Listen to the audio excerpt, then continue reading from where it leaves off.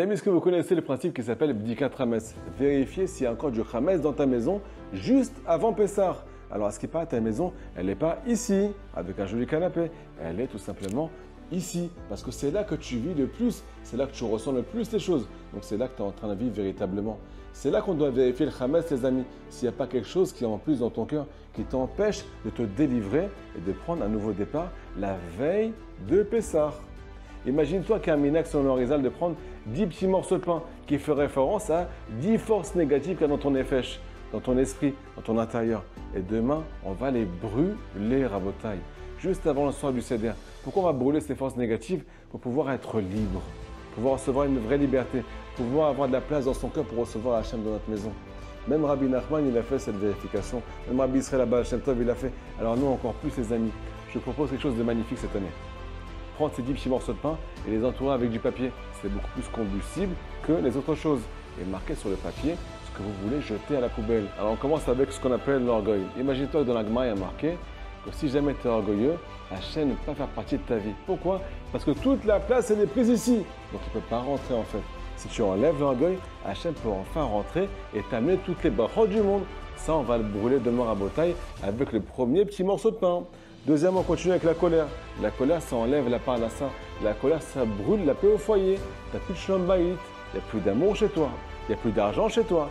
Ça aussi, on va le brûler demain, les amis. On continue avec ce qu'on appelle la tristesse. Selon Rabbi Nachman, la tristesse, celle qui fait que tu fais la semence en vain, celle qui fait que tes yeux ne sont pas à leur place, celle qui fait que tu vas chercher des plaisirs qui ne sont pas des choses qui te construisent, des choses qui te détruisent et que tu regrettes tellement après. Ça aussi, on va la brûler demain. On va faire référence à la joie, à l'Akdoucha. On continue avec la royauté. Est-ce que vous savez que dans la Gemara, il y a un principe qui s'appelle Yetzerara. Le Yetzerara, il est appelé roi. Nous dit Rabbi Nachman de Breslev, il y a 2 rois dans tes vies, tu n'es même pas au courant. Qui c'est qui gère tes pensées, tes sentiments, tes désirs, tes actes? C'est ce roi-là qui s'appelle mauvais penchant, qui t'amène dans le mal, qui régit tout dans ta vie.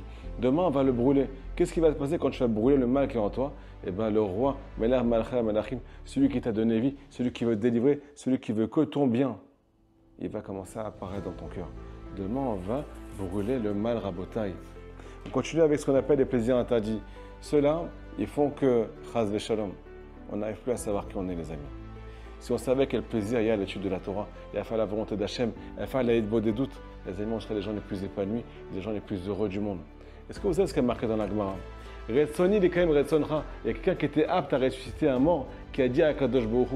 Donc c'est une vraie parole à Botaï, c'est pas du mensonge. Ma vraie volonté, c'est de faire ta volonté. Seulement, tu sais quoi, Hachem? Le Hametz qu'il y a dans mon cœur, Aseor Shebaïsa Me'akev, c'est ça qui m'empêche de faire ta vraie volonté. Demain, les amis, on va brûler tout ça pour être apte le soir du Seder à recevoir la présence divine dans notre maison et commencer une nouvelle vie. Chag Sameach, à très bientôt.